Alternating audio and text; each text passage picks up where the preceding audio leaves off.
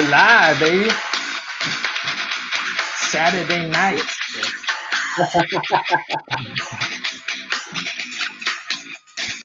What is going on, guys? Welcome to Saturday Night Live, the Fantasy Football Card Quest. We've got a special guest in the house tonight. And I want to tell a little bit of story behind how I met this guy, why he's important. Saturday night. Hold on, we're getting a little bit of echo there. We'll bring him in a second. So this goes all the way back to the beginning when I started this channel in June, guys. So Brad Nolan subscribed to the channel, I think in late June, early July, and very supportive, very positive of everything we're doing here. And fast forward a couple months, the beginning of the season, following along, I'm sure he's got some really good stories to tell us about how successful he was with the skill positional players in the NFL, going all the way back to the beginning of the season. But he was the first guy to message me and say, hey, is it too early to start talking about kickers? And I was like, kickers? I was like, I don't know. I kind of laughed it off. But sure enough, the second week of the NFL, the Kansas City Chiefs get into a game-time decision where Harrison Butker kicks a 55-yard field goal to win the game. And Brad had already bought several of his silver and select and prism rookie cards, prism silver, select silver rookie cards that he sent me pictures of the week before. Ended up selling them for like 10, 20x profit. Incredible. So Brad, I've noticed, has always been ahead of the curve. All right, guys, and he's a very smart guy. I'm very excited to have him on the channel. So let me go ahead and bring him in because let me see if his audio is working. Boom. Is that working? Nolan, ladies and gentlemen. Yeah, I got you. What's going on, man? What's going on, man? I was just playing a little bit of Alien Ant Farm in the beginning, and I heard the echo there. But yeah, I was listening to an interview that you actually did. Now, guys, if you don't know, Brad is not a YouTuber, but he has done recently a live stream on a soccer card channel because he's got into vintage soccer cards and stuff like that. And I got to hear and learn a lot about Brad's background. And this guy has traveled the world and with several rock bands, been a videographer for them. So, and he said one of them was Alien Ant Farm. And I think we all know that song, so I had to play it as the intro. It's classic. Everyone knows that one. That was some fun times, fun times years ago. And, just a lot of memories that you always keep in your mind. And, yeah, just always love the music. And I'm still stuck in the 90s and the early 2000s because I just, love the music from that era. So. Hey, man, I got nothing against that. A lot of that music I like myself as well. So just for the record, JJ Bama was first tonight, Brad. Yes, JJ Bama was Brad. first. Hi, other Brad. I know you know Ashton too. Yes, nice. Shout out to JJ Bama. First, finally beat Brad to a live stream only because I got Brad on the live stream. Look at David Hunter in the house, a Bears fan invading Andy's garage. Run. Yes, that is true, everybody. Brad is a huge Bears fan, born and raised, I believe, in Chicago, right? Yep, born and raised Chicago suburbs my whole life. I lived in Vegas for a year. But besides that, I've, besides traveling and college, of course, yeah, Chicago. And so I think that we're probably around the same age, right? I was born in 85. I'm a little older than you, actually. Really? So I actually turned 40 next Sunday. Well, you're doing good, man. Thank you. I feel 20. Oh, sorry. I feel 30. I act 20, but I turn 40. So, It's all about that how you feel, the age that you feel. Exactly. So, and yeah, and I heard like on your live stream, because you grew up in Chicago in the early 90s, like it was common for you to go see the Bulls, get their autograph. I see you got I saw before your head was there, you have a LeBron James jersey Yeah. on your wall, and I imagine you probably have like a Michael Jordan autograph rookie card somewhere tucked in a vault. Yeah, I wish I did. You know, I have a couple of Jordan. Well, back in the early '90s, my parents belonged to a health club that was actually owned by the same health club that the Bulls worked out at, so they could use either one in this, you know, which one they ever wanted to go to, they could go to. So I would go there, and it was actually just like an open basketball court with machines, and the Bulls would just work out there. So I would go there and just, you know, sit there and watch the Bulls practice. I watched them That's 4 or 5 times, and they would just walk out of a basketball court, and I would go up to them and get their autographs. I got Michael Jordan on like 3 or 4 cards. I got, you know, Pippen, Rodman. I got John Paxson would like do some reps and then sign my card for me. Like, just kind of crazy, you know. I'm just a little kid, like 9, 10 years old, getting these guys to sign stuff, and you know, it's some good. I still have all those cards. I have all of them. You know, some are signing like ballpoint pen, but I don't care because it's still their autograph, and the memory is, you know, worth more to me than that. So, what is the ballpoint pen do? Just like bleeds?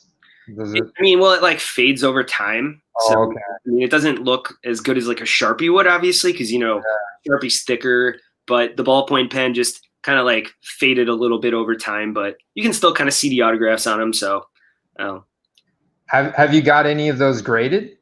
Not yet. I mean, the cards are kind of beat up. You know, they're like, you know, like hoops cards and stuff like that. Like, I never thought of the condition back then. You know, I just was like, oh, I got a card. I'm 10 years old. I got a card signed. Like, you know, I'm never going to be like, oh, this has to be mint as I put it back in the sleeve, you know, when I'm that young. But there's some creases on them, but I mean, it's still a signed Michael Jordan card. So I don't think it'll hurt the value too much, but I'm probably going to, you know, send a couple in, you know, but I'm like nervous. I don't want to send in. So I'd like wait the National, because the National is like 20 minutes. I've been a few times.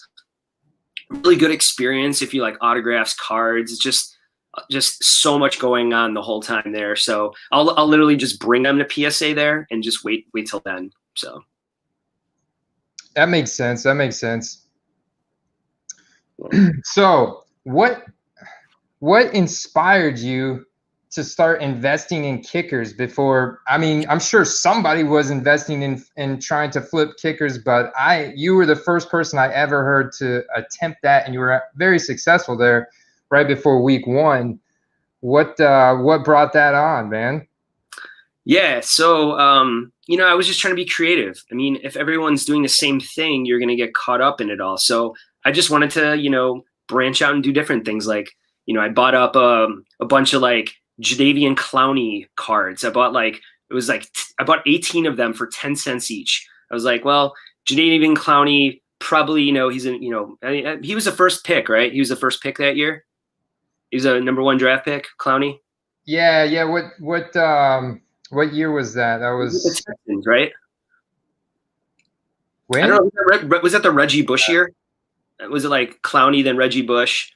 But anyway, so I'm like, who can I buy here that nobody else is buying? Like, I go on YouTube and I watch a video. It's like top 5 people I'm buying before the season. You know, you're gonna see like Christian McCaffrey, like all the same people you're gonna see, and you know, the obvious guys, right? Mm-hmm. So like, Saquon, Barkley. You know, I had all those guys already. I had bought a bunch of them, so you know, I wanted to try something different, and I was like, well, what position scores a lot of points? You know, who can be the hero in a game? And kickers can win games. Like kickers, I mean, there's some teams where the kickers are scoring more points than the actual offense themselves. Like my Bears right here, right? Like, you know, we got Cairo Santos. He's probably our highest scorer right now, you know? So I was like, well, who's the best kicker in football right now? And it's Harrison Butker. I mean, most people would say Justin Tucker, but Justin Tucker's cards are a little different in terms of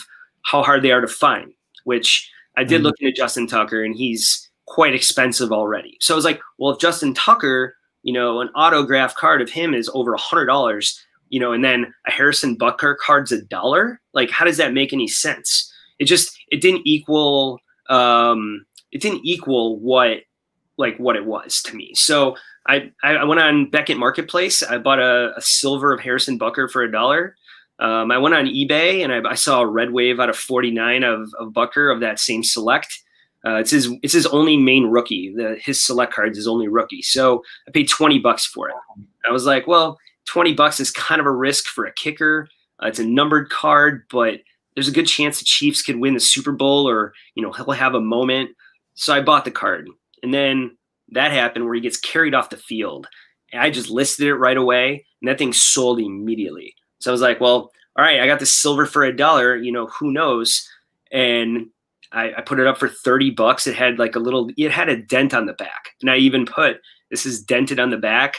And I was like, someone still bought it immediately in under 5 minutes for $30. I was like, wow, I wish I would have bought 100 of them. Yeah. But yeah, someone says Pat McAfee. Yeah, I mean, Pat McAfee's got a great online presence and stuff like that. But how many moments is someone like Pat McAfee going to have for a big team right now? I mean, you could talk a lot of trash on Twitter, but in my eyes, I felt that someone like Harrison Butker, which I think his cards are still pretty high right now. After that whole thing, then the next couple of weeks after that, he just missed all these kicks, and I was like, I'm waiting on eBay because I sold them on eBay. I was waiting for someone to do like a return on me. Yeah.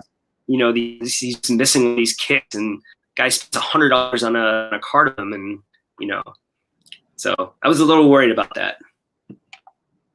No refunds though, right? On eBay, you can't really control that. If someone wants to go for you, wants a refund, I mean, that's the worst thing about eBay. You can really get screwed on that. They definitely side with the buyer a lot more than the seller.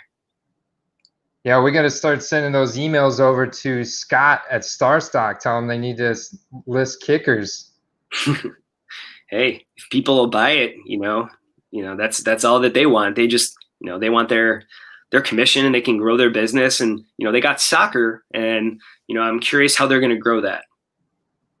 Let's give a few more shout outs here. Brad got the Card Dojo in the house. David Hunter got Angel Mitchell. Shout out to one of our female subscribers, Angel. I actually owe Angel a response to a rare Spectra rookie autograph T. Higgins that she has. She was asking me. It's really rare though, so it's hard to find comps on it. I'm still looking into that. Brad would probably know though. I don't really follow Spectra too much, I guess, but the comeback card investor in the house. Yeah, there's somebody that you guys know in common, apparently. There's always a connection somehow. Small world. Yeah. The Brads. Yeah. He lives in a little nicer weather than I do, though. So I'll take West Hollywood over that any day. Yeah. What's the weather like today, Brad? Today was a nice brisk 40 degrees, 43 degrees. Now it's about 30 something, but we're used to it. Yeah. You can see I'm back in the mid 70s here because I don't have a beanie on. Must be nice. Steve Elmore in the house. MDH. What's up, Steve? Ricardo Canales. What's going on, Ricardo? What do you think about Optic? Will it be second place set ahead of Mosaic? What do you think, Brad? I don't know. I mean, it seems like to me, Panini's really, really trying to push Mosaic. I mean, honestly, I think you can't forget about Select either. I mean, people are really NBA market is really all about Select right now.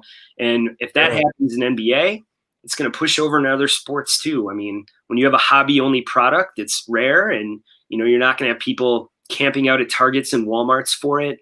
I think that Select is really underrated. I think if you can get a great numbered Select or like a great Select parallel, I'd probably take that over, over one of the Optics. The Optic Hollows do look very cool for football, I think. But in general, I don't know. I like personally, I love Mosaic. Mosaic, I have a full set, like a full master set of Mosaic with all inserts, all the rookie. Yeah. It's a fun product. It's the chrome look to it is so nice. And yeah, the Phoenix. Yeah, the Phoenix cards, Card Dojo just mentioned those. Fanatics released a parallel set, a Fireburst parallel set for $100, and you get 200 cards in it. You get all the rookies. You get all of them. You get Burrow, Tua, Herbert, all of them. You get every wide receiver, and it's $100, and you could probably find discount codes to make it even cheaper. So did you already get that? Did you already get that? It's still on Fanatics website. It's $100. Yeah. No, I mean, did you open it up? Yeah, I opened it up. Cardozo opened up his too. A couple of the cards might have you can find maybe some print lines or something on them, but I think they're super sharp. And when you got a Fanatics exclusive, anything Fanatics exclusive is definitely, in my eyes, a great hold or a great investment, in my opinion. Is it like that thick cardstock? Yeah. I like that Phoenix, man. Actually, I got these right here. Nice. Check it out, y'all. That looks good, man. That's the card that I bought. Well, not that parallel. I actually just bought a base for Carter Bryant on that bet that I lost him with the Saints game. I'm glad I didn't make a bet with you on the Bears Thursday night Bucks game. Yeah. Here's the comeback card investor, Brad Nolan. Bucks have no defense. I don't know, Brad. Brady can't even count downs, so Bears I don't know. have no hope. Let's see. I'm sure he had another response in there. Kickers need to be cooler to be collected, like a Dennis Rodman of cockers. I think he meant to say kickers. I don't know if that was an error. I think that was on purpose. Tampa Brad. Oh, look at Angel coming with the heat question. Who's the next must-have card set to collect? And well, Brad just illustrated the great deal on Phoenix there. I mean, for $100, just like the base Donruss set I got at $40. Yeah. I mean, those complete sets, the 2020 rookie class is incredible. Wide receivers, running backs, and quarterbacks are all incredible. Yeah, I looked today and it's still on. It's still up on the web. I'll drop a link right now if anyone does want it. It's still up on there. It's still up on Fanatics website right here. I'm looking at it right here. It's not sold out, so anyone can buy it here. It's there you go, Angel. And you can actually grab it on Amazon. I think has it too if you prefer the Amazon Prime. Can I even drop a comment in here? It's not letting me. Yeah, you can drop it into the private chat. Okay. And then I can post it in the public. There you go. We don't want to give you that kind of permission, Brad. I was like, I can't type in here. I don't know where to go. Bears fan, I think I saw some microaggression in your picture on the thumbnail. I don't know what's going. BDN, and I'm not going to say it here. I don't want to demonetize it, but we got to go with that nickname that he got in Philly. So, have you seen Sweetness? I have not seen Sweetness. I was too young to see him. When I was 5 when the Bears won the Super Bowl, but I remember my parents buying me like the little like tiny vinyl of like the Super Bowl Shuffle. So like I had like tons of like memorabilia, when I was super young from that. But yeah, no, I wish I was. The whole Peyton family is still very active. They're all like news broadcasters and stuff like that. So yeah, it's a great. But Reggie Bush is like 10 years older than Clown. It was Mario Williams that I there it is with. Yeah.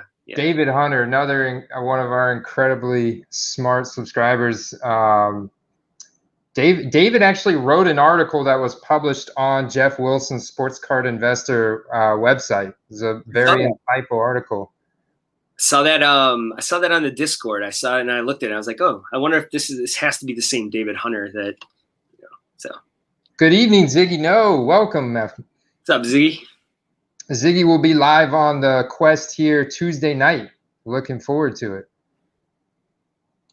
Jackson, the gaming god, LJ in the house. What's up? Is that a seltzer, Brad? I know from following you on Instagram, you do a weekly seltzer review. Yes. So I do enjoy my seltzers. I'm not going to lie. However, I brought out something special for this. And Oh, this is a Rice Krispie beer a Rice Krispie beer. from Get out of Maplewood. here. Fancy. Yeah. So And what does it taste like? Give us your review. Go ahead. I mean, this stuff is A plus. It just tastes like you're basically drinking a Rice Krispie treat. It's amazing. I give it a solid 8.5 out of 10. 8.5. Why would you not give it a, you said A plus Rice Krispie treat as a beer? Because no, I don't think anything's going to be perfect. Like, like perfection is very like, there's only like one seltzer that's even gotten like a 9. So I got to keep my standards high because, if something's really going to blow me away, then, then people will know. If I give it a 10, then they'll know. So, well, thank God you're not a grader at PSA. no, if I was, the comeback PSA 9 investor would probably get like 7. Yeah, I hope you're still listening there, Brad. Look what the cat drug in. Oh, Carter.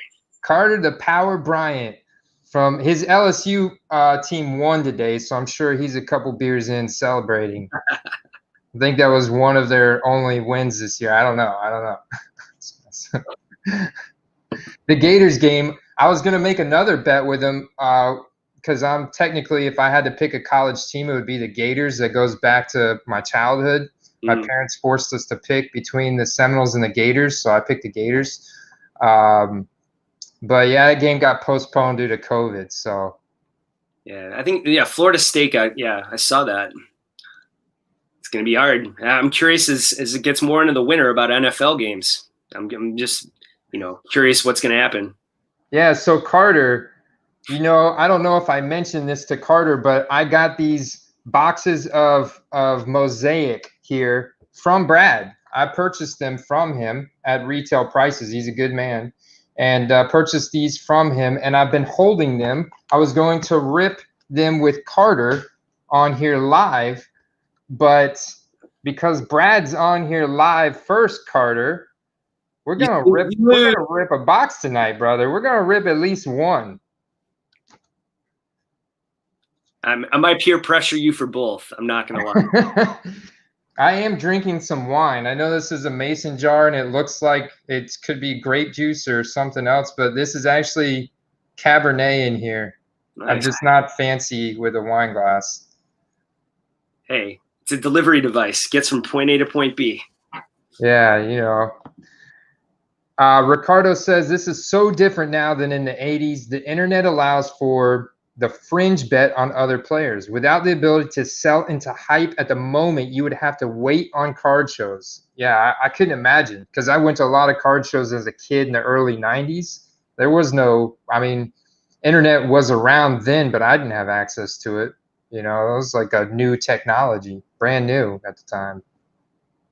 You used to walk through the mall. You'd be like out shopping with, in the 80s, and like you just stumble, oh, there's a card show at the local mall. Like there's still like, card shows at malls, but I think back in the day, that was kind of the most common thing. Yeah. I agree with you, man. So you went to some card shows. Well, obviously, yeah, you collected cards as a kid, right? Yeah. What's era, thought my cards were going to be worth more than the Beanie Babies, Are they still all in good condition? Like you preserve them and everything? Some of them, they're when you're young, you're not thinking, oh, I'm going to get these graded someday. So, you're playing with them, putting them in, your binders and stuff. So, a lot of them aren't, wow, very cool. Nice on that. Yeah, those fire parallels are underrated and nobody's paying any attention to it. That's 3 cards out of the entire set. Yeah. That's not even the Clyde Edwards-Helaire, the Justin Jefferson, or the Chase Claypool, or any of those his Chiefs. He's not going to sell his Chiefs. Come on now. That Clyde. Clyde. Yeah, he's not selling Clyde. He's not selling Clyde. Like you dropped 5 of there. Sold out. Angel says sold out. I put the link in the private chat if you want to post it. Oh, my bad. Yeah, that's right. Copy link. And make sure you like look on Google for any Fanatics codes, because they have code, like lots of codes you can get for like $20 off and stuff like that. Like, you know, use Honey, use those coupon codes to your advantage, you know. What's good, Jags fan? Jags fan sent me a comment about an incredible, extremely rare 1 out of 5 Allen Robinson card that he's got with the patch and everything. And I haven't checked it out yet. I think he put it in one of his new videos for me. I have to check that out. So what's going on with Nick Foles, Brad? Well, I mean, it doesn't look like a super like long serious injury for Foles, but I mean, when you're bringing in Deshaun Kaiser as like, you know, try out, I mean, that's just like the ultimate like slap in the face to me. I mean, to Trubisky? Well, Trubisky's hurt. You know, he can't. Oh, that's really, right. That's yeah, right. he has the shoulder. He came in for one play during a game just to like do a running play, and he got hurt on that play, so he can't even come in. So yeah, I mean it's a rough situation, and yeah, there's a guy in our fantasy football league who said, you know, the Bears could lose every game. They were 5-0, and he's like, there's a way the Bears are going to lose every game after this. And I was like, no, come on, we're not. And now I'm like, yeah, I think he might be right. Like, Jacob, I think he might have jinxed us. The Packer fan. Oh no, that was Jacob did that. Yeah, of course. Out of anyone, the Packer fan might have completely jinxed us there. So. Oh man, you guys play the Packers next week, right? Yeah, on my birthday. That was supposed to go. Oh, yeah. Yeah. Are they allowing people in the stadium there? No. I would like rent a suite or something like that, you know, and just bring a bunch of friends and do that. But yeah, there's just no shot of it. Unfortunately, Wisconsin's, you know, kind of all shut down, and yeah, it's not going to happen. Dang. Just 2 patches, and they both have the Nike swoosh. That sounds like a badass card. The swoosh patches are very highly sought after, so you got yourself a good card. Yeah, you know, honestly, what I do without like really looking into it, Brad, actually, I asked him a similar question about a couple rare Calvin Ridley cards that I had listed on eBay as a buy it now, right? That's what you told me, Brad. Listed on eBay as a buy it now for $250 and see what you get. I mean, put best offer if you want, or at first what I would do is, because if you put up or best offer, then they know you're going to take less. Just put up $250, buy it now, leave it up for a week or two, see what happens. Then, you know, if you want to add best offer, then add best offer. And if he has a big game, some people might just buy it straight up. There you go, guys. BC in the house. BC been around since the beginning too. Ever since I made that, it was like one of my 3rd or 4th video where I couldn't tell the difference between a base prism and a silver prism. And I thought I was going to make like $500 off these 2nd-year Dak Prescott cards. But they were all base cards. And but when you order on Beckett Marketplace, you really don't know what the hell you're going to get sometimes. For real. Yeah. Like, so you might get some surprises. You know, there was a few times where I ordered base cards and actually I got silvers. You know, I mean, that happened to me a few times. So nice. I mean, if the card store is a little reckless on the way they do things, or maybe they make a mistake, it could work out in your favor or could work out against you too. Yeah, totally. Are you still purchasing any cards on Beckett? Like, Not are you really. Honestly, I bought just kept buying and buying and buying, and I wanted to see how the market was going to go. And then week 2 hit, and it was just like, that was probably the worst thing for like positional players, when you have like the main guys all go down at once. And it was it kind of was like a pump the brakes type situation for me, because I kind of was like, well, I have all these cards invested. I want to see what happens. I want to see where it's going to go. And I kind of like paused on it, because I didn't want to just keep pumping money into something that is so new to like the normal, you know, the normal world. It was quarterback. and I had all this investment already. I just wanted to kind of see where it was going to go. Yeah. So, I mean, you subscribed back to my channel, like, right, it was like first or second video that I made. Yeah.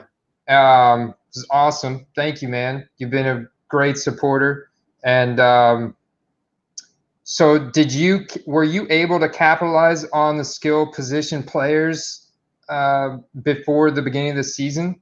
Yeah. Like, and capitalize on that spike? So I'll tell you the positives and negatives, because, I think when we learn from our mistakes, we don't make them again, or, at least we can share our mistakes so that people don't make them as well. And, like I shared on a soccer feed that, I made some mistakes, and my main mistake with football positional players was greed. I didn't realize that, in September, that was the money time, the hype of the season. I thought it was going to continue. I thought it was just like a slow build, and it was going to keep going up and up and up. Now, I did capitalize a little bit on it. I bought a Dak Prescott for PSA 9 for $180. I flipped it for $400 before the season. So, I kind of got out of that one. But then I had bought a bunch. I was like, Michael Thomas is the best receiver in football. Like, he's got, that cocky, like, can't guard Mike, social media presence. And like, when I invest in someone, especially like a guy like that, where I'm going to put in a lot of money, I want to see their social media presence. How many followers do they have? How do they interact with people? What other, like, do they have a Jordan brand, endorsement? How do they put themselves out there to fans? Because, as we've all discussed, and we all know, when someone's playing football, they got a helmet on. So off the field, how do they make themselves known to people? So, I mean, I bought this Michael Thomas auto PSA. It's a 2016 auto rookie. Nice. It's, his main rookie. It's an auto rookie. I paid $400 for this thing in the beginning of the season. And someone before the beginning of the season offered me $500. And I was like, oh, no, I'm going to get like $800, $1,000 for this thing. This thing goes for like under $200 now. It's crazy because you can't control the market. And, Michael Thomas, who knows what's going to happen with him? Is he really not happy? Does he want to trade? Like, there's a lot of question marks, So, that's a card that's going aside, and, I'm going to have to hold it because I'm not going to, take a $400 hit on it. But I like Michael Thomas. I think he's a great player, and I think he can rebound. And if not, well, I got my Harrison Butker money to cover it, I guess. I don't know. It all evens out in a way in the end where, I flip lots of things as well. I flip a lot of wax. I do other things to kind of offset costs of like my purchases. So in the end, I mean, if I take a loss on it, it won't end up being too big of a loss in the end. So. Yeah. I mean, I think Michael Thomas is a lock, especially with Jameis Winston behind center. But well, the curveball, Jameis Winston's been playing now, so you got Taysom. I don't know about that, man. I think that's like Sean Payton trying to fool Atlanta. Taysom's he's paid his dues though. He has. He's played good. Like, even when I've seen him throw the ball, it was like a Tim Tebow throw, but yeah, he completed the pass. That's all that matters. Yeah, and he's got, and maybe that's the thing. Sean Payton feels, okay, Taysom Hill will follow my instructions, and whereas Jameis Winston, he's worried that Jameis is gonna rear his ugly turnover head, Yeah. Shout out to Shelly Barnard. Hey, what's going on, Shelly? Brad grades like PSA. It's perfect. 8.5. Yeah. Hey, if you graded like PSA, it would be an 8. So a couple of Rice Krispie beers in. Ever give Andy a round of applause for building my Joe Burrow rookie sets? You're literally giving him a collection. You're handing him a full collection of his entire players. God. Well, let's go.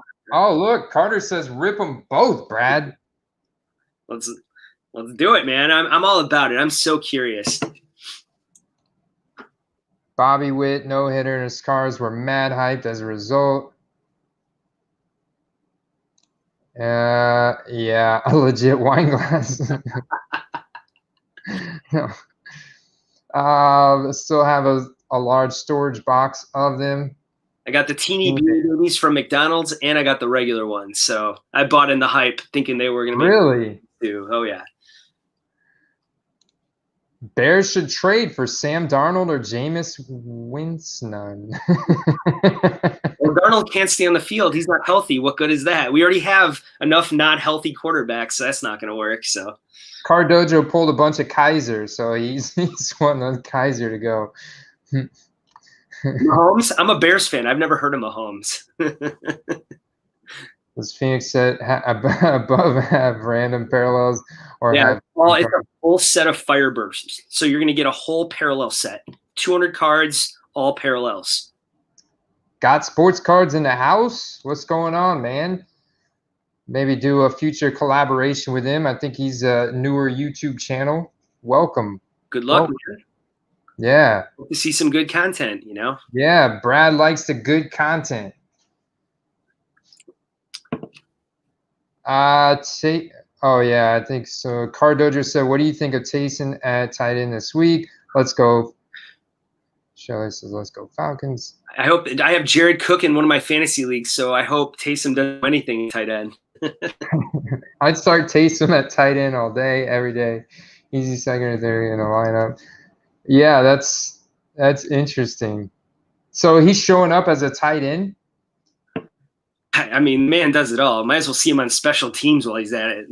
Maybe he can be a kicker too. I don't know. The guy's crazy. I mean, he's a talent. You know. I mean, I can't hate on the guy whatsoever. Are we gonna rip? Yeah. I'm gonna rip a pack open here. We just kind of shuffle some stuff out of the way. So yeah, I had 80 boxes of these mosaics, and it came down to the last 3 boxes that I had. And I was like, I got to give Andy 2 of them, and I have 1 I got to take. So I was like, which one do I take? So I picked one and opened it, and the one that I opened had a gold reactive Joe Burrow in it. So I'm curious what Andy's going to get in these. I'm really curious. And I pulled 0 rookie autos out of the 80 boxes that I opened, or 78 boxes that I opened, excuse me. Wow. So if there's like a signed Tua, I'm gonna cry. You're gonna see me cry live. Let's see if I can position this here to. There we go. Well, it's kind of sideways. But. Cardojo, if he has tight end status, you can use him in any slot on fantasy. Same with like baseball. If he's listed tight end, wide receiver, anything, you know, you can use him in any way. There we go. I've got the webcam on a little tripod, and I'm like trying to adjust it. I'm so scared right now. Like I'm so nervous for you to open these and like see like an auto. I'm gonna cry. Here we go. Let's do it. Should I get the gloves? Like Mosaic's such a hard grade. Like I don't. I think you'll be fine. Just hold them on the sides. I do have the penny sleeves right here. I do. Let me get the penny sleeves ready. Where did I do with the penny sleeves? David, I don't know if there's a Nick Foles 101 in there, but if there is, that'd be amazing. Yeah, so guys, just so you know, that is not a Nick Foles jersey he's wearing. That is the best statistical quarterback in Bears history. I've learned this. Smoking Jay. He don't care. Yeah. The first card is Derwin James. So while your rookies will be in the back, your parallels will be in the middle. Boom. You know what we could do? We could. Here we go. Let's see something. We go like this, but that doesn't really. It doesn't make the cards any bigger. Actually, this actually makes it better because it's zoomed in. All right. Look on the back. Show the back. See if there's you can see well, you got a Lynn Bowden. That's one of your rookies. That's what I always do. I always flip it, look at the back. You get to see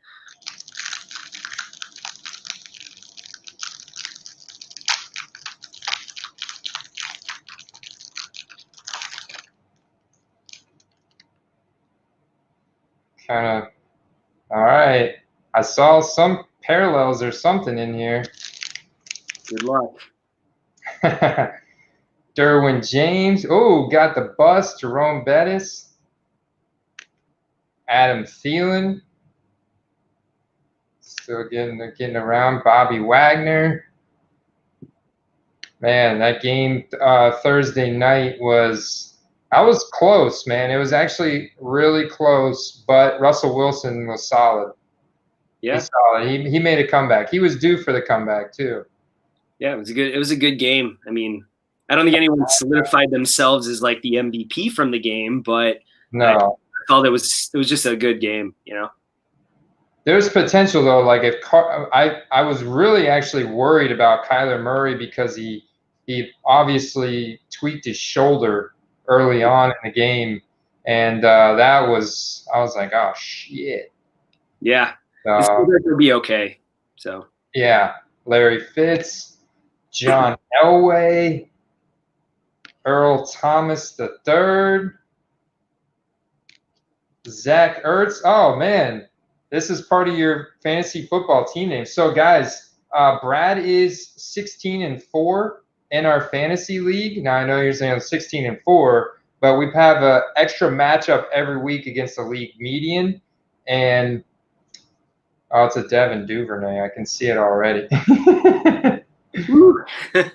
And Brad is 16-4. He's doing really good. There's a nice little whatever. Gold reactives are the best in my opinion. I think they pop so much. Yeah. I love those gold reacts. That's what this parallel is? Mm-hmm. Gold reactive. Gold reactive.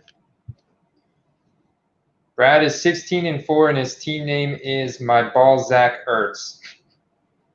It's a classic name. So Devin Duvernay, though, he is leading the league in returns this year. You can send that to Starstock. That's right. That's right. I'm going to have to sleeve that sucker up. I know Carter's big on Devin Duvernay. Marcus Mariota, awesome. He's got potential, like in that Raiders system. Mm-hmm. I mean, so good in college. Oh, look, there's a Kyler Murray flea flicker. Kenyon Drake's so bad. Like watching him again last night, like he's just such a terrible running back, in my opinion. Well, you called Chase Edmonds. You called Chase Edmonds before I even knew who Chase Edmonds even was. So you bought select. I remember that. Oh, check it out. I got your boy Cole Kmet. Yeah, Chase Edmonds is good. He's a good athlete, man. Good athlete. I like that. Cole Kmet. Joshua Kelly, another solid running back. Athletic. Joshua Kelly. Nice. Dan Marino, Hall of Fame. Those cards look so sharp. I just think they look better. And honestly, and this might be, it's my opinion, so whatever. But I actually like Mosaic better than Prism. Now, is Mosaic worth more than Prism? No. But I like the look of them. It's just they're shiny, they're sharp, the parallels stand out. Like, I think it's just a great set. I love Mosaic, and they're actually coming out with Mosaic Soccer next year, and I'm gonna go crazy. Because all Mosaic. I want a full set of everything now. I don't know what I did with my penny sleeves. That's a good question. David, nobody's run away with anything yet. It's still too early in the league, I mean, I think with the way the scoring is, Oh, I definitely want, Brad. I definitely want. Oh yeah, you and PSA 7, Brad, have both been eliminated already. Well, PSA 7, Brad, I don't think he's made one roster adjustment to his team the entire season. I know. I'm pretty sure he still beat me. I'm pretty sure playing him this week. So if he wants to make a roster move, he already started Chris Carson, who didn't even play this week. So, Brad, thank you. I appreciate the points. If you feel like changing your team, by all means, you got Christian McCaffrey going, and if you'd like to take him out because he's out this week, you can. So Oh, this one's promising. Look at that. Arguably #1 running back in the league right now. There you go. Flip it around. See if you got anything good on the back. Bow. Oh, look at that. Carter. There you go, Carter. Right Patrick Queen. Did you see that hit that Patrick Queen on Burrow a few weeks back? But your face froze up there for a second, Brad. What happened? What did you say? Oh, no. I flipped around one of those packs and I had a Burrow silver and I started shaking. I was like, oh. Hey, check out this comment from Flea Market Mixtape. What's going on, bro? Flea Market Mixtape. Mahomes is Kermit the Frog. I'd love to have Kermit on my team then. I don't care. Yeah, right. Oh, my poor Bears. Making it worse. Frog, though.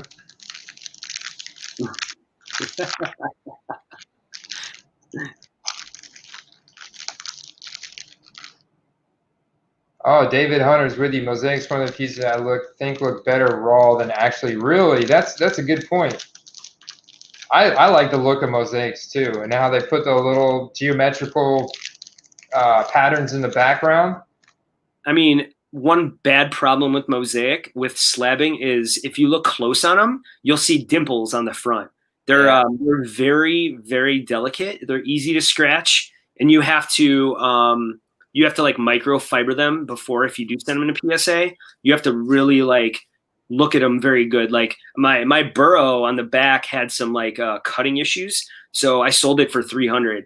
My Burrow silver. I was like, well, this is not a PSA 10, and what am I going to do with this? Just leave this in a box, ungraded. So, I mean, you figure out what works best for you with it, Cam Chancellor, all right. Jared Cook, Yannick Nagako. I'm not even. You get traded to like Minnesota, right? Hey, I don't know, man. Yeah, I'm gonna go with it. Randall Cunningham. There you go. Throwback. DeAndre Hopkins. Nice veteran card right there. I'll put aside. Terrell Davis. Josh Allen in the Buffalo red. Nice Devontae Adams right there. That dark. Another Zach Ertz. Another Zach Ertz. What the hell? Oh, we got a Fireburst Matt Stafford and a Fireburst TJ Watt. A Fireburst Jerry Rice. And a Fireburst Julio Jones. A Got Game Josh Jacobs. Is there rookie cards in this one? Yeah. A Got Game Michael Thomas. There's a lot of parallels and inserts going on right now. Randy Moss. Where the heck is the rookie cards? The rookie card's the last one. Oh, there you go. You got Ruggs. There you go. All right. Got a base Ruggs. Nice. Usually the rookies are always in the back on those. Man, there's a ton of veteran Firebursts and parallels. Pro Bowl Mark Andrews. And the rookie Patrick Queen base in the LSU. It's nice. There you go, man. Well, so no autographed rookies out of 80 boxes of hangers. Well, yeah, I got like some random rookie or some random guys, but when I opened a bunch of blasters, I got a KJ Hamler auto. So this is the best auto I pulled. So let's see. A KJ Hamler auto? Nothing special, but yeah. Nothing special. Not bad. I mean, so what would you do with like these veterans? Some of these I'll put up because they're nice. I like this. I do like that Fireburst. Like that Fireburst Jerry Rice. That's nice, man. I think they look cool. And if Mosaic really blows up, why not? Why can't those parallels be worth something? I don't know. I mean, I think they look sharp. Yeah, Got Game, Josh Jacobs. Angel, the pink parallels are definitely worth more than the base. The pink parallels are only in the shallow packs, the fat packs. That's like you buy one of the fat packs and you get 2 packs of Mosaic and then 1 pink pack that has 3 cards in it. So it's just another like big parallel.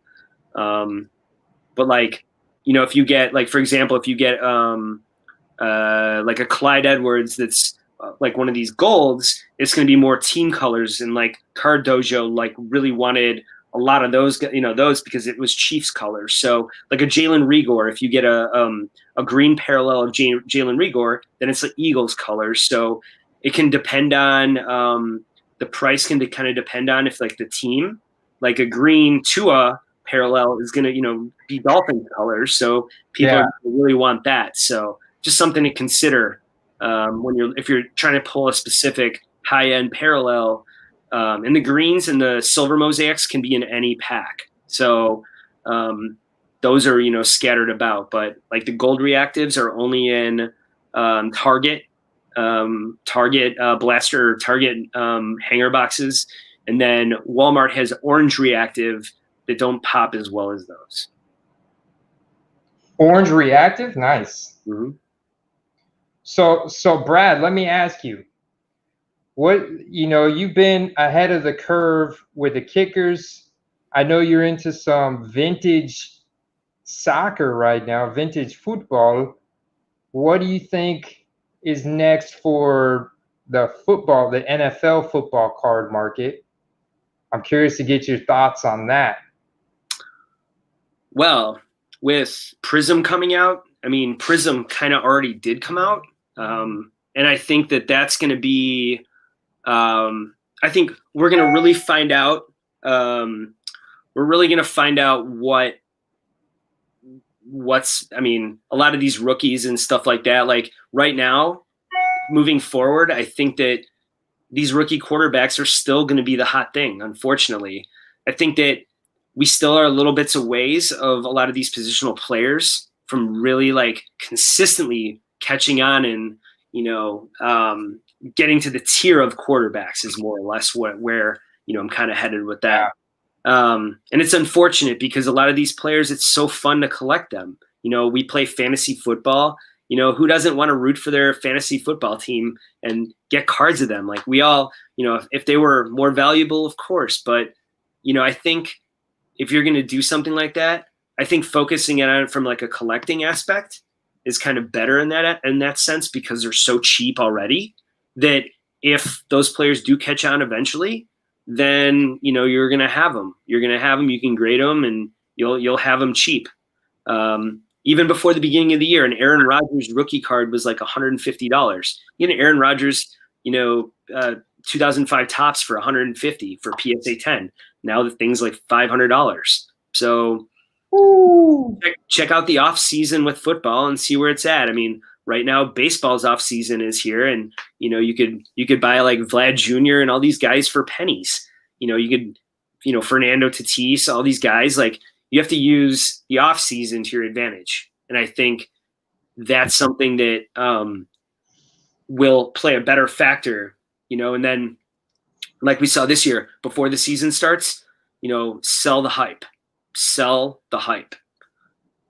Yeah, definitely, man. I learned that big time because I was in a similar boat, buying before the season, positional players making tons of money, but I was selling. Like, I remember saying like, take offers, like sell, just because I was like, man, the rate at which this is climbing, like, I don't know if this is sustainable. And it looked like it was through the first week or even two, but those injuries and the basketball market cooled off, you know, after the basketball season was over. And but yeah, we know at the worst, like, all the guys that we bought like beginning of next season, if they're still around, they're still playing at that high level, they're going to go back up. Yeah, I mean, like Card Dojo just said about the QB class right here. I mean, these 3 QBs aren't going anywhere. Like, Tua keeps winning. You know, Tua's finding a way to win. He just beat Herbert. Like, Herbert's getting the short end of the stick this year. Like, you know, he's just Tua's finding a way to win, and if Tua keeps doing it, like I think Tua's value is only going to keep getting better and better. Everyone can question his health, but the way he's playing right now, I think we need to throw that out the window at this point.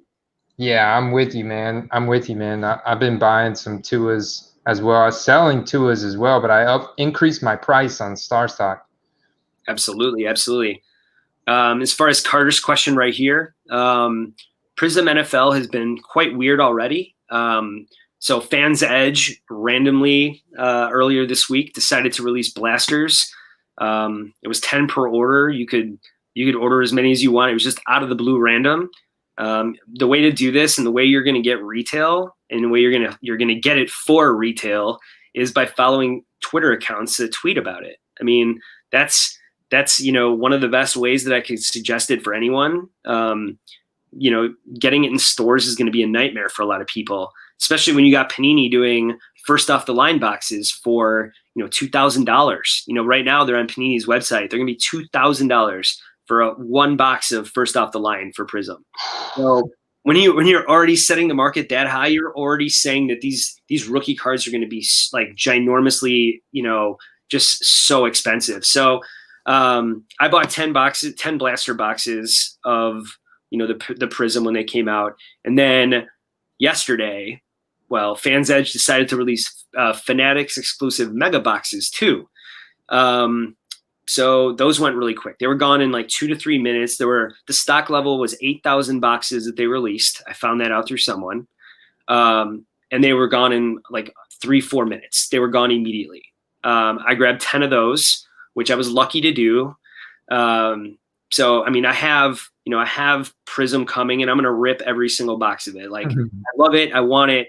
I sold a lot of my Mosaic parallels to pay for all the boxes I ripped, and I felt the parallels from Prism are going to be the ones that I want to hold. So I'm excited to get those. These orange ice parallels are going to be amazing. Think of a Joe Burrow orange ice parallel rookie. Like colors, we have these like cheesy snakeskin parallels. I think that's a little too much, but the orange ice, I think, is going to be the one that people are going to want to Burrow. I think that's going to be the card. You have Target that released the fat packs and blasters already. I have one box from Target coming. One blaster box I got out of it. But I'll take it. Hey, one's better than none. But Walmart has not released any yet, and I feel like next week they will at some point. But it's one of those things that's so random, and if they're already releasing this stuff online, I'll have a Target, blaster box tomorrow in hand. So I'm super curious to what this looks like. I hope that, people, if you're going to go out to stores and try and get it, I wish you luck. It's going to take a lot of patience. Don't give in to, a lot of these prices right from the jump. Right now they're $150 a blaster box. It's just very expensive. The mega boxes are pushing $400, $500. It's just, one of those things where, collectors out there are going to struggle with it because they're going to get outpriced immediately. But yeah, I say be patient, wait for your time to buy, and, keep going to stores. And when they do release in store, they might release next week. Imagine them releasing it on Black Friday. I imagine the chaos of that. Releasing the biggest NFL product of the year on Black Friday. Like, maybe it could happen. I don't know. Would they do it? Or not? I wouldn't have thought that they would have been online already. Who knows? That's true. If you were, all right, so here's a good question for you, Brad. I'm curious to see what your thoughts are because I've asked a couple other people this. But if you were named the CEO of Panini tomorrow, what would be something that you change? What would you change first? Well, Panini likes to play a lot of games, and I find it kind of entertaining but kind of annoying at the same time. So what they'll do is, they'll play their when they start it up, and then slowly move the price down in the Dutch auctions for, a lot of these boxes. I think that the way that they're doing it is just that they're going to price themselves out of it. Like, people are going to stop paying these prices. this can't sustain these high prices forever.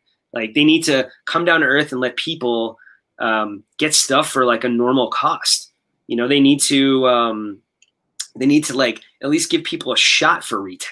Like, why not give people a shot? Why not put prism blasters just randomly one day, put them up for, you know, $40, put up like a small amount just to give people a shot at retail. That way people at least say, hey, at least I had a shot. And, you know, Walmart and Target, what I would do is I would say in my contracts with Walmart and Target, with MJ Holdings, with Excel Marketing, which are the companies that put the product on the shelves for Panini in those two big retail chains, I would say this stuff must be behind a counter where it is dispersed, handed to people, rather than put on the shelves for people to clear. Because that way, at least other people in the store, when they do go, you know, a father and son go to get cards, you know, go on a Saturday afternoon to get cards, maybe they'll have a shot at getting them for them. Yeah. So I feel like if Panini puts stuff in their contract to help people, I think that would make the in-store experience so much better for people. Just that would be what I would do. Yeah, no, I think that's a great response, man. I mean, honestly, I'm going to cut this little clip out and send to him. Do it. Go for it. Hey, I think it's something that could be easily adjusted. And I saw actually on Twitter, Meyer. Well, I don't have a Meyer. I don't think I've never been to a Meyer. Heard of it. Big department store. I don't know if it's a grocery store or department store, but they put their cards in like a locked case. And I feel like more people need to do that. Yeah, they need to start treating it like the high value items in a retail store, where they're putting it in a locked case and have a limit, like put some control and like also like accountability with MJ Holdings and XL Marketing or whatever company you mentioned, that when they're stocking the shelves, that they're actually stocking the shelves and not scamming, you know, like taking it out of the back of the store, selling it to employees, or taking it themselves and selling it on eBay. Yeah. I mean, that's something that's going to happen. It happens in everything. I come from a world of sneakers and streetwear where I see everything. I see the backdooring happen. I see it, but you have to just understand that where the money is right now, that's going to be a part of your culture. It's here with cards. You have DJs like Steve Aoki opening up a card store in LA. You know, you have that culture that, like, when you have a complex con LA, there's probably going to be sports cards involved, because the sports card culture and the hypebeast culture have merged now.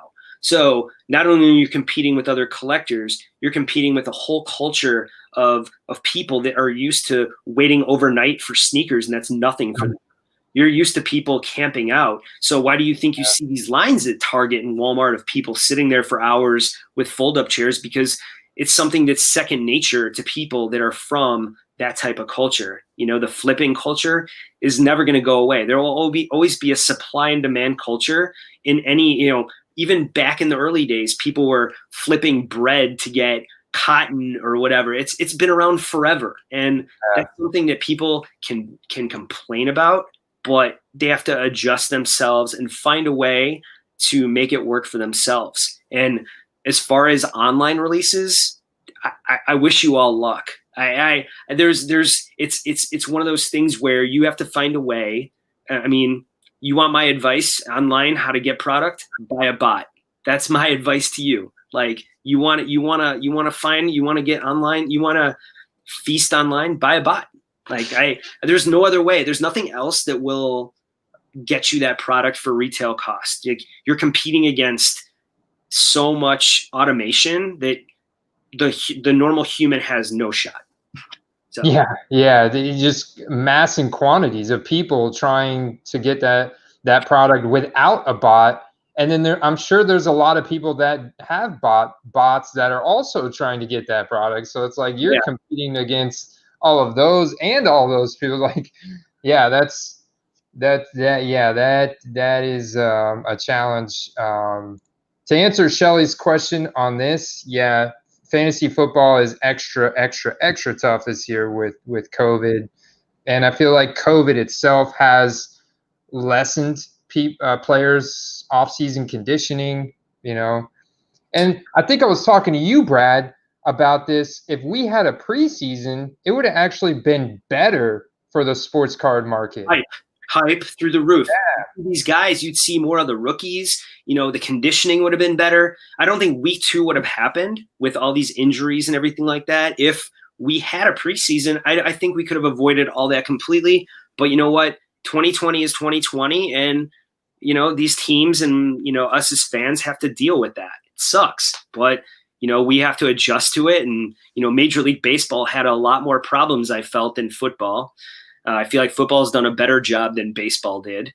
But still, it's still. I mean, right now we're in an even harder moment right now in the country. There's stuff going on right now that I every day I look and see Adam Schefter tweeting about this facility closed. This and the NFL's on top of it, and that looks great. But I mean, when what happens in December, January, when we have postseason, they're going to have to go into a bubble. You can't have playoffs and postseason right now with this going on without a vaccine and stuff like that, without being in a bubble. You have to bubble the main teams and keep everyone safe. That way we have fair teams. Imagine, an AFC championship and Pat Mahomes gets COVID and can't play. Then how is that fair? How is that fair to the game? How is that fair to the fans? You have to keep everyone safe. And a bubble is the only thing you can do in that situation. Yeah. Honestly, yeah, they need to start seriously considering bubbling up. Yeah. That's the only thing they can do to keep the game pure and the way they want it, and the real product that they want to provide to the fans. Football is a product. It's a business. If they want to provide that and they want to keep their brand the way that they have always had it, then they need to, live up to a different standard right now, unfortunately. Yeah, I'm with you there. I'm with you there for sure. Because I'd rather it, them be in a bubble and still play football and have a better quality of game than not have, than have fans in the stadium. There's got to be some kind of compromise. Unfortunately, it's just the world we live in now. It's it's wild. But I do agree with Ricardo picking up a Prescott. Why not? Why not? I mean, Dak is Dak. I mean, look at the Cowboys. Look at how bad they are. Jerry's probably hey, well, you know what? Look at how bad we are without Dak. We need him. And maybe he's realizing with this injury how bad the Cowboys need Dak Prescott. Because they should have paid him before the season started, and they didn't. Jerry strung him along. I mean, he didn't. Then they re-signed Amari, and then they paid someone else too. But yeah. I don't know, but I mean, obviously Andy Dalton doesn't look like himself. I remember you bought a bunch of the Red Rocket. I remember that. I remember hearing that. You buying a bunch of the Red Rocket. I made some nice profit too when he was named the starter, but it was didn't last long. You went on the hype. You went on the hype, right? Went on the hype, brother. I feel pushing that, don't buy on the hype, sell the hype. And sell on the hype. And I learned that the hard way by not doing enough of that and, having all these cards. But I mean, honestly, I do this for fun, just like you. This is something like a fun hobby for us. It's not a serious business, but it's great to make extra money along the way and have fun with it. But we're learning some hard lessons along the way with that of what we need to do for next year. And, how can next, early off season, okay, Super Bowl's done, let's watch prices and see where people are at, where people settle in the off season, and, kind of see the trades, see who signs with who, watch the draft, who's going to, put someone in a better position, who's going to get the Packers, right? And my prediction is probably the worst prediction ever, but I think that Allen Robinson is going to leave the Bears and go to the Packers. That's my prediction, because I think Robinson is so pissed at the Bears for not giving him that contract that he's going to go to the Packers, because the Packers, think of Devontae Adams and Allen Robinson on the same team. Think of that. That would be lethal. That'd be lethal. It'd be lethal. He'd be happy too, because he's I got a contract and a quarterback that can throw me the ball,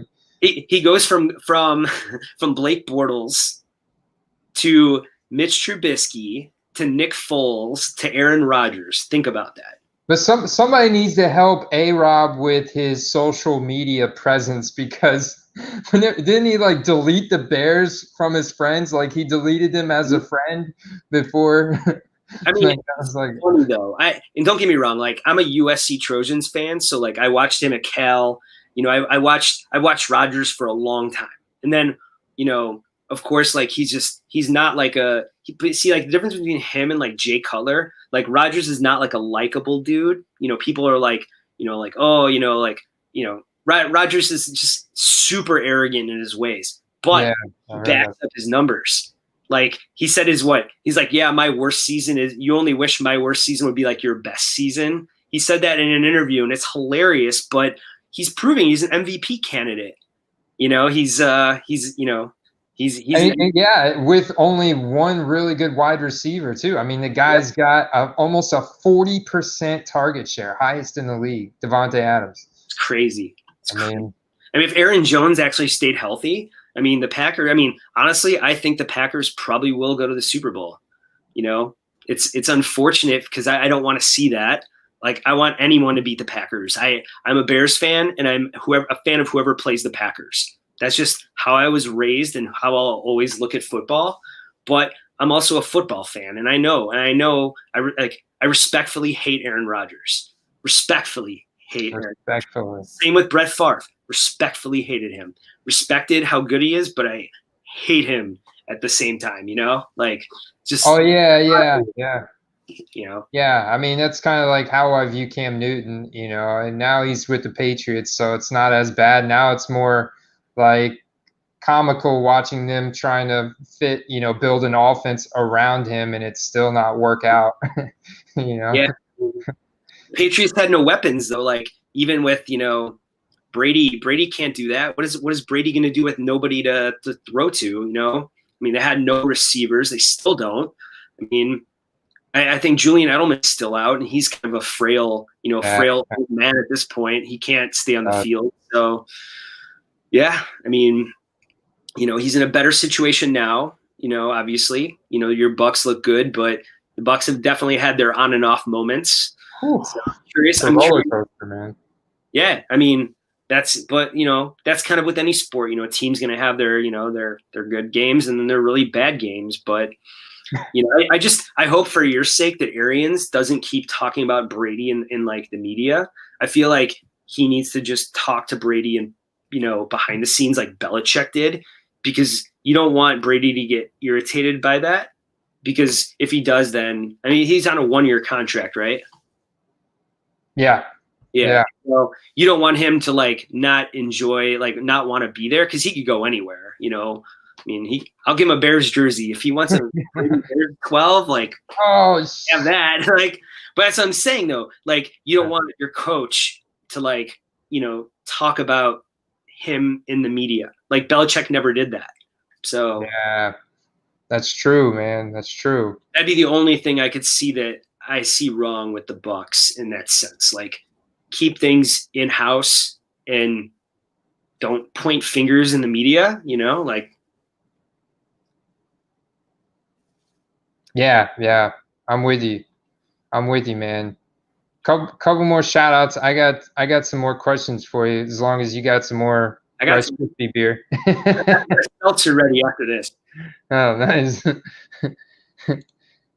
This is true. The comeback card investor were flipping dough when we were 15 at Papa John's. That's right. He convinced me to go work at Papa John's. I was working at Hungry Howie's.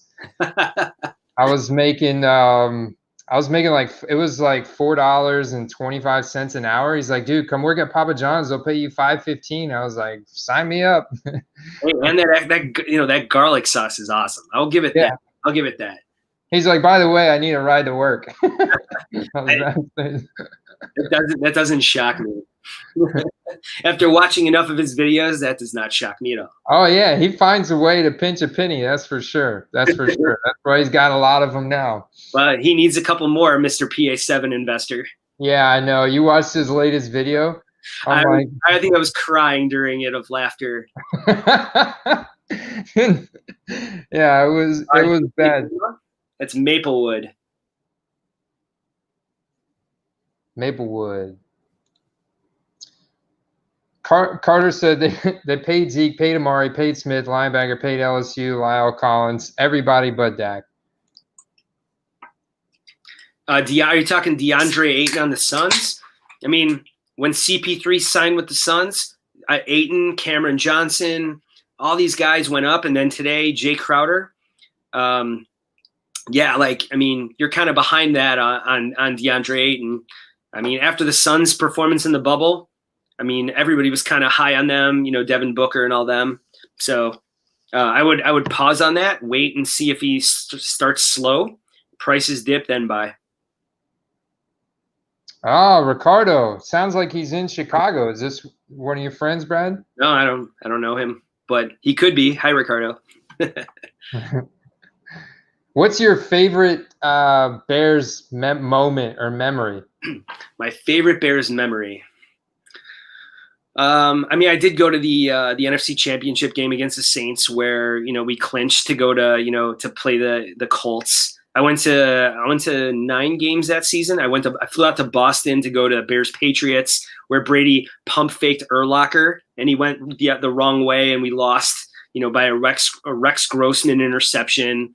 The Monday Night Football game where Hester just torched the Rams and just ran one back on Monday Night Football. I had that whole season was a lot of fun. I just loved going to those games, especially like when the Bears clinched and they play like Welcome to Miami by Will Smith because you're going to the Super Bowl. We were all dancing, hugging, having so much fun. Like that was probably one of my best memories. I have a football helmet signed by the whole team from that year, except for like 2 guys on it. So a lot of really good memories there. Sports wise, I'm probably a bigger Cubs fan than Bears fan. Like I'm a diehard Cub fan. So that's where Cubs and Bears are kind of both my pride and joys there. So. All right. It was crazy. So I was in Chicago about 2 years back for business, and I was there for a couple days, and I was at this bar across from Wrigley Field, and it was the wildest thing, dude. There's houses, they were buildings, like 3-story houses or buildings on the side of Wrigley Field, and they had bleachers on the top of the roof of their house, and I'm like, this is crazy.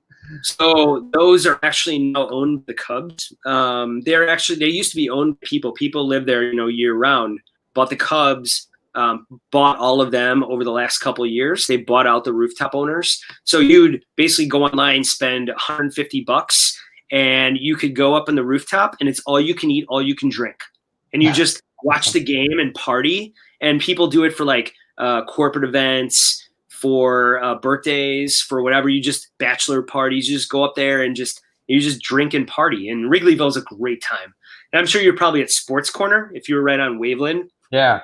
Because I used to live right by Wrigley Field. I lived there for about 6 years. I lived within walking distance. So I went to 40, 50 games a year. Like I just lived in the bleachers and partied and had fun, and it's great times, So love my everybody in Chicago was super nice, man. Super cool. It was a great experience. Like I was gonna miss my plane back because it was delayed. So I'm like, oh, stay here at the bar. I ended up drinking way too much, and then got on the L train, like the train that goes above it.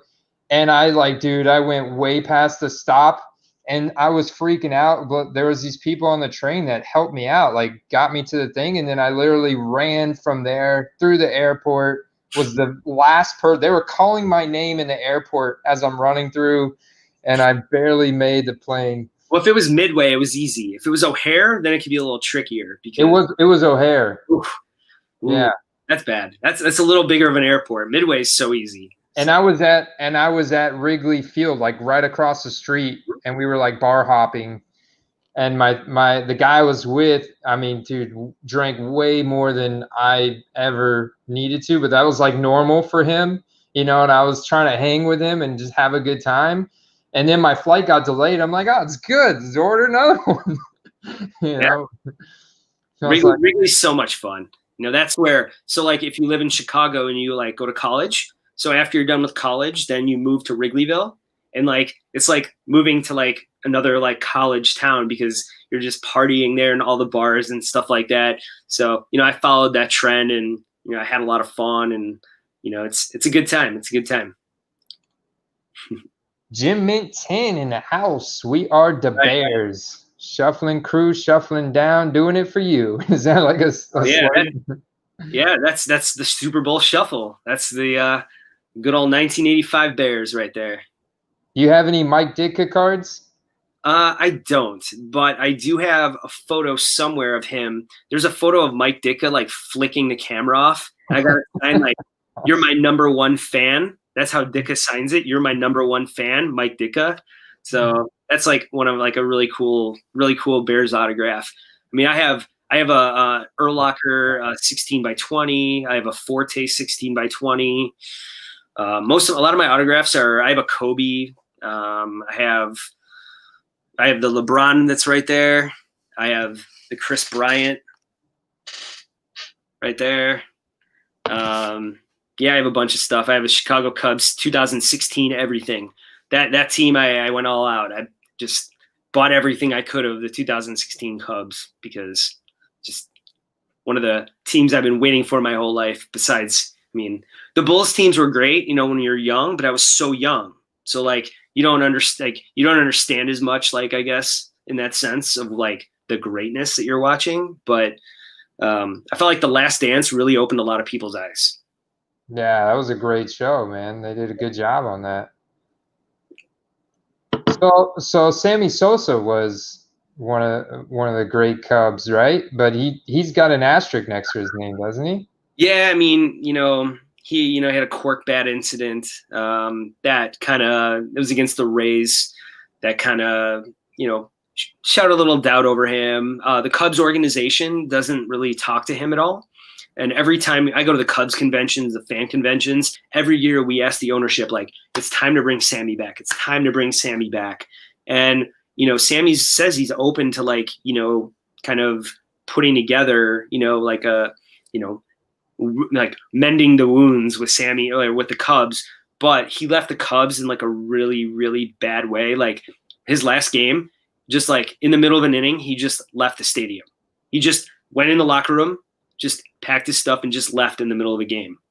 Oh, so when you do that, like, I mean, it's just, you're one of the greatest Cubs ever. And then you do that to an organization. And Ricardo, as far as Ditka not giving the ball to Peyton, that William Perry touchdown, like, I get it. And I hear that all the time about people complaining about that Peyton deserved it. Peyton deserved the ball. I fully agree with you. But at the same time, that was also a moment that worked. They scored a touchdown. And I think that's, Walter Payton is like such a genuine guy that everyone in Chicago loved and cherished. And I think that all he cared about was that they scored. And I think that it's just people kind of not being able to let that go. I just don't think that Walter Payton cared as much as other people do. So that's funny that you bring up this historical moment because it kind of reminds me of when the Seattle Seahawks decided to throw that slant pass intercepted by New England for the Super Bowl instead of handing it off to Marshawn Lynch, who would have easily got the touchdown. But I don't know if it was you or somebody else I was talking to that there's a theory behind that as to why. As to why they didn't hand it off, because Marshawn Lynch's contract was coming up that year, and they knew if they would have handed off to him, he would have got the touchdown. There would have been so much demand and hype to bring him back, and they did not want to make him the face of their organization. They wanted Russell Wilson to be the face and the poster boy for the Seattle Seahawks because Marshawn Lynch doesn't interview well. Like, we all know that, yeah. Hilarious, but cheers so I don't get fined. Like any football fan knows that. But like, I think, I don't know. Honestly, I don't know if I believe that as much because I think that the moment that people will remember about Marshawn Lynch is that one run that he did when he jumped in the end zone and like grabbed his crotch in the end zone. That was like the loudest the loudest run in the history of that stadium. And I mean, I've never been to Seattle, but it's a place that like I want to see a game there, whether it's a Seahawks game or a Seattle Sounders soccer game, because I mean they packed that place in Seattle for their Sounders too. So I want to hear how loud that stadium really is. Like they say the Chiefs at Arrowhead's loud, but if that run by Marshawn Lynch was the loudest, I think people will always remember him for that rather than like, you know, winning like the Super Bowl. Like, yeah, winning a Super Bowl, but like the moment that Marshawn Lynch created on that run, I felt every Seahawks fan will never forget that either, you know? I've noticed there's demand for Marshawn Lynch's cards, like his rookie cards, his first year Prism cards on ComC. Do you want to know something that's really wild that I just kind of realized that it's a football player rookie card that's worth like $4,000 or $5,000 of a player that never really even played in the NFL. Football rookie card. Football rookie card. Never really played. Dwayne Johnson, The Rock. His University of Miami rookie card goes for crazy money. I don't think he did even play in the NFL. I don't think so. I think he was already in acting and wrestling by that point. His rookie card goes for like $4,000 or $5,000. Crazy. Oh, he's The Rock, man. I know, but like his rookie card, like when you think of The Rock, you think of maybe the wrestler, right? Or the actor. But do you really think of like the University of Miami football player? I have before. I mean, well, you're in Florida. So I mean, like, in general, like I never really would like think of that. So I looked into it because I was curious. I was like, oh, like, you know, Dwayne Johnson, big figure. I'm way too priced out of that one. So I thought of it, you know, that's the creativity. Yeah. Speaking of veterans though, so you're currently investing in vintage football or soccer. Yeah. Are you investing in any vintage American football? I looked into it, but at this point I'm already kind of priced out of it. You know, you look at Jim Brown, right? Like Jim Brown's cards are so crazy. You can't like get a good deal on a Jim Brown rookie card right now. So I was like, well, right now, what's a good market to get into that I could still buy the greatest players in the history of the sport and know that they're going to go up in value, right? So I could buy a Jim Brown card, which is safe. It's a safe investment. You know, he's one of the greatest. But I'd probably rather buy a Walter Payton rookie, which is another one that's out of price. It's so expensive. So I felt that there's an opportunity with vintage soccer with the World Cup coming up in 2022. And then it comes to America. You know, we're going to have World Cup hype like crazy in as the years go on. Yeah, it's many years away, but you know, why not think that far ahead? Why not? Yeah. So I feel like that's an untapped market that is underappreciated. PSA didn't even have soccer is the number one sport in the world, the most popular sport in the world, and PSA had it under other like non-sports. They didn't even have a soccer category on PSA. Wow. Like they just got that like in the last 2 weeks. They just finally got a soccer category on PSA. And there's like under 70,000 soccer cards that are slabbed. 70,000. Wow. Like there's millions of football cards slabbed, millions of baseball, millions of a lot of these, but why not go into something that people aren't paying attention to yet? So speaking of soccer, so you Starstock recently added soccer to their site. And I think from talking to you recently created a Starstock account. Dude, what have you sent him? And tell me about what you sent him, what you sold. What's your Starstock experience like? So Starstock's been really good to me in a sense of my concept behind it is maybe a little different than like what you do, but the way I do things is going to benefit people like you. So, you know, I opened 150 mosaics, like boxes of mosaics. So I had stacks of cards. So what am I going to do with these? Am I going to just, you know, go through the drama of going through eBay and like selling every single one of those? So no, I basically sent them. I probably sent Starstock 400 cards already, almost all Mosaic. And, I just got them uploaded and just started accepting offers. I was like, okay, cool. Like, and I took that money and put it into vintage soccer or paid off the boxes that I bought. So, yeah, I mean, it's easy for people like me who just want to just move stuff and put that into something else. And I think that people like me are the ones that are going to make people that are like, trying to do the day trading type thing. I'm going to be the ones who are going to make them money. And we're both happy because I can just, just cash stuff out and move that money somewhere else. And then they can hold the card, do what they want. And, maybe that'll be against me when, I know that there eventually will be a PSA, hopefully a PSA option on StarStock where people can just send the cards to get graded and stuff like that, which will be great for people. If they want to get their card graded, they don't have to see it, touch it physically until it's graded. That'll be awesome. Even then they can hold it in the vault and sell it when it goes up. But for me, it's been good because I can move stuff and then move on. I could take that money and move it to something that I feel for my own long-term investment purposes will work for me. Did you get mostly StarStock A's, or is it a good? Mosaics so hard. So the way I saw it, and like out of all my cards, a lot of the parallels all got A's. A lot of them did. Okay. A lot of the parallels did.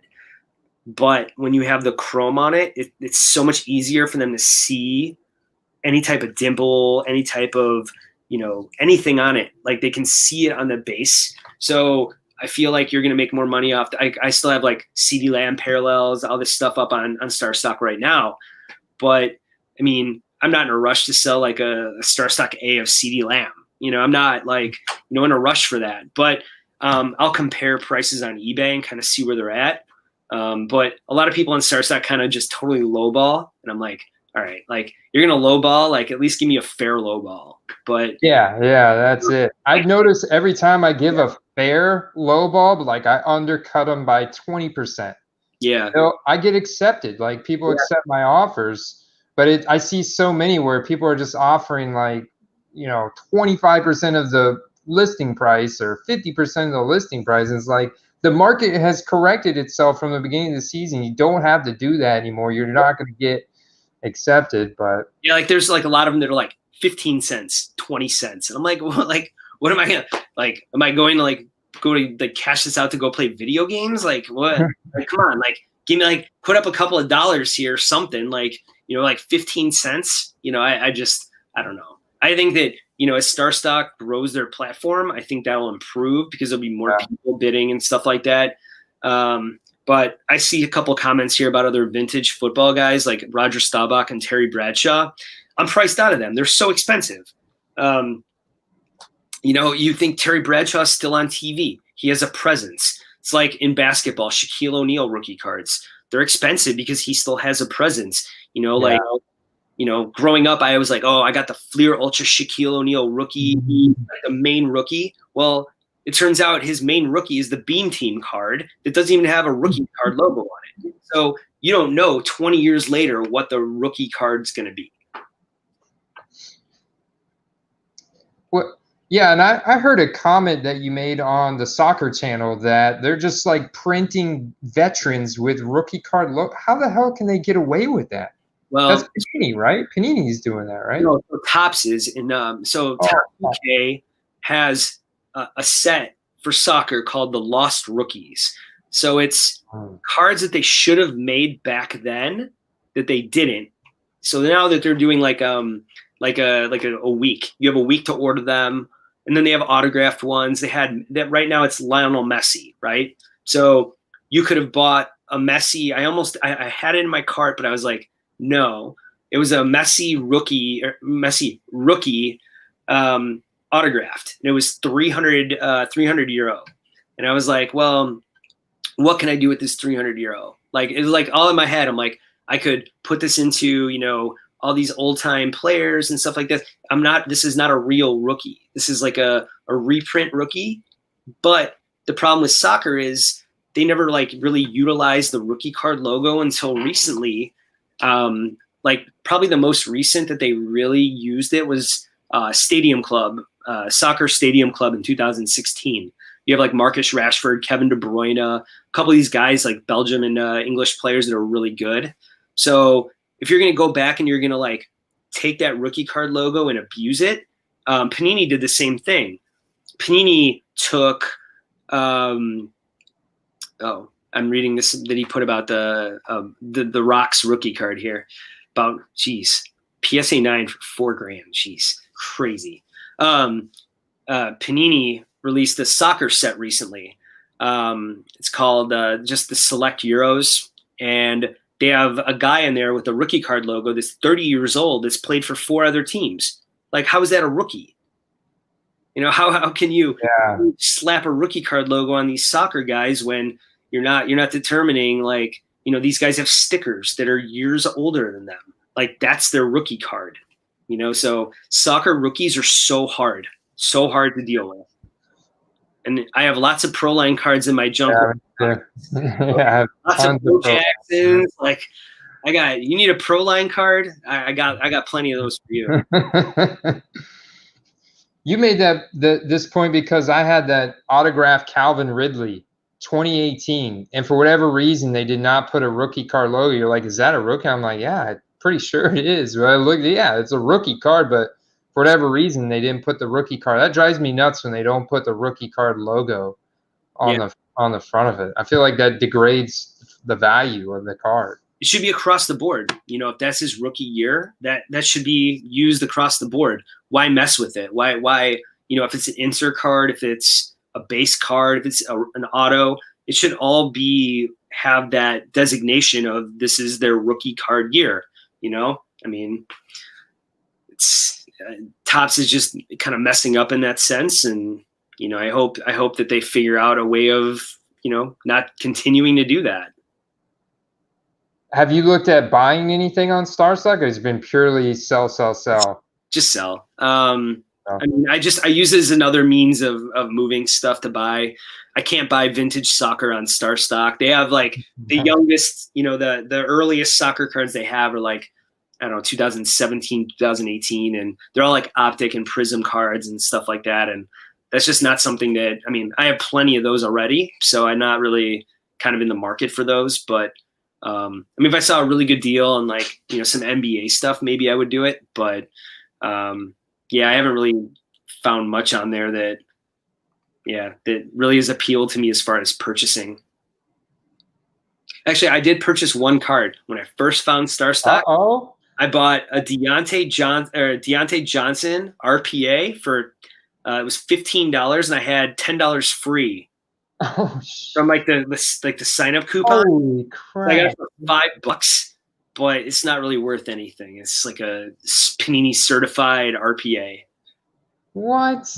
Yeah, I still have it in my StarStock. I'm like, well, yeah, but Deontay Johnson's a good athlete, man. Yeah, I figured I liked him because I was like, I mean, this is before Chase Claypool was, you know, kind of in it, but I was like, this guy's a good athlete. He's a good player. Like, you know, why not give it a shot? It's a patch auto. Like, why $5? Why not? You know? Yeah, why not, man? That's how I felt about that Juju, and somebody had beat me to it. I was like, shit. That's when you said, "Don't wait, hit the buy button." Yeah, when you see something like that you're like, you know, especially if a team that is doing so good right now, and the hype is all on Steelers right now. I mean, who's the best team in the NFL right now? The Steelers. So, you know, Big Ben's getting his revenge right now. You know, for all the people that wrote him off in the beginning of the year, Ben can't stay healthy, this or that. Well, right now he's doing pretty good. So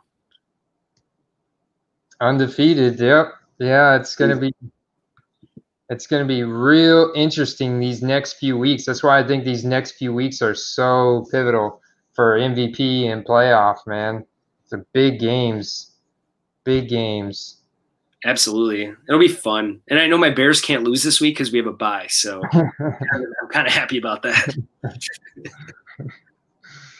Yep, that's nice. Best matchup of the year, right? Absolutely. Yeah, the bye week. Oh.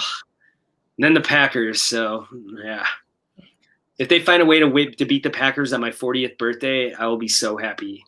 That would be like, at that point, I'm like, okay, if you're gonna keep losing, that's fine. Just beat the Packers at this point. A They're not lot of gonna people, so, yeah, just beat the pack. A lot of people consider 40 over the hill. Do you consider 40 over the hill or nah. that 50?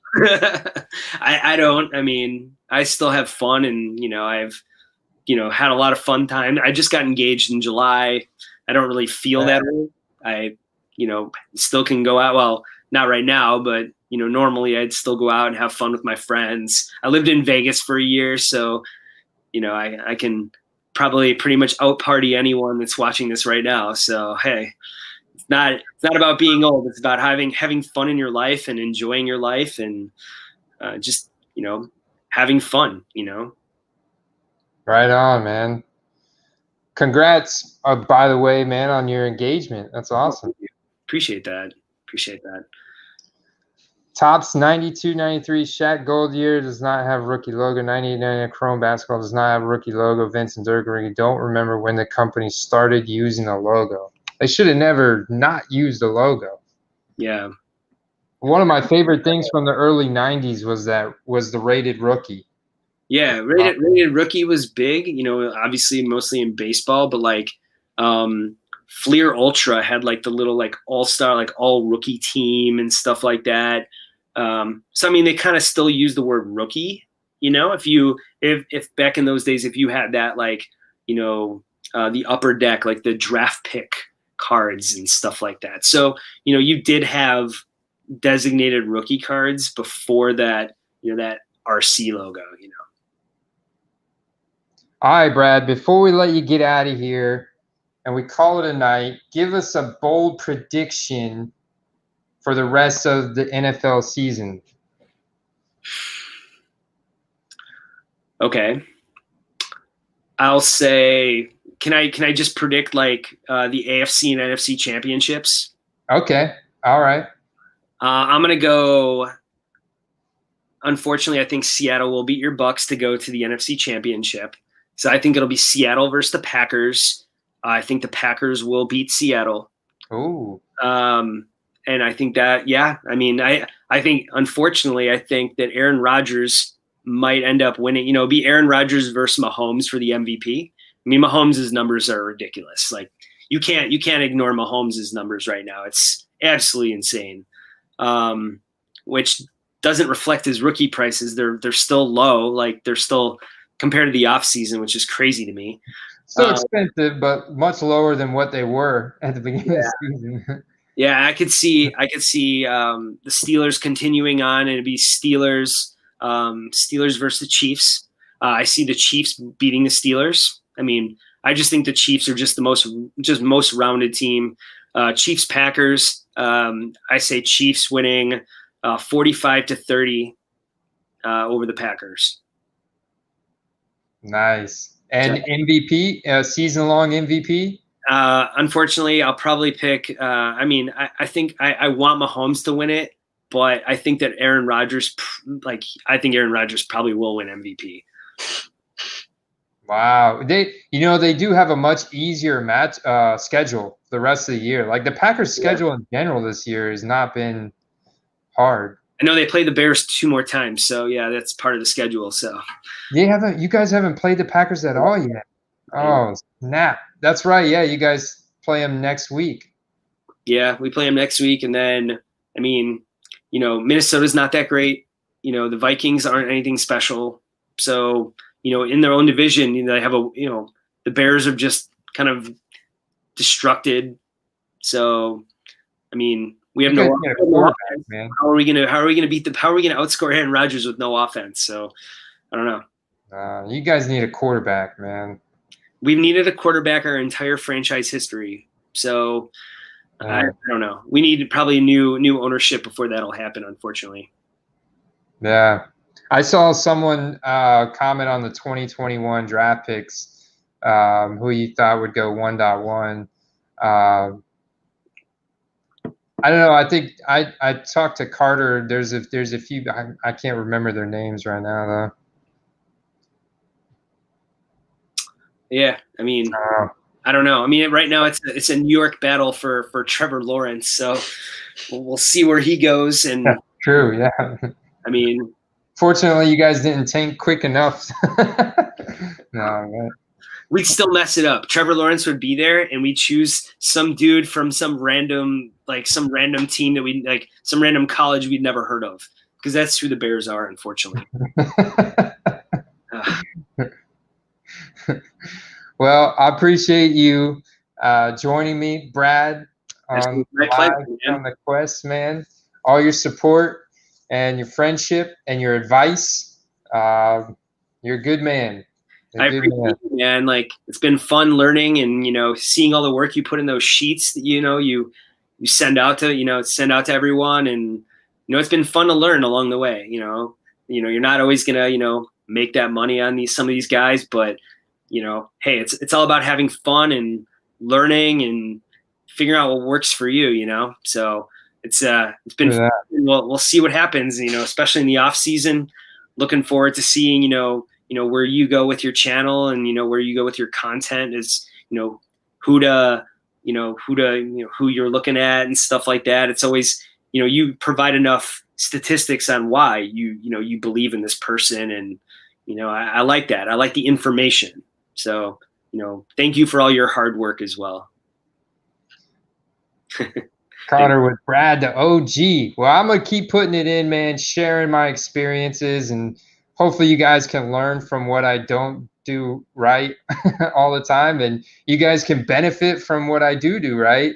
But yeah, I definitely take pride in the research, man. I know some people are like, just give me the picks, but yeah, I like to actually present the case, the information behind why it is that I'm picking that player at that price point, Just make sure when you sub to PSA, you pick the right price point of what you're going to go to PSA.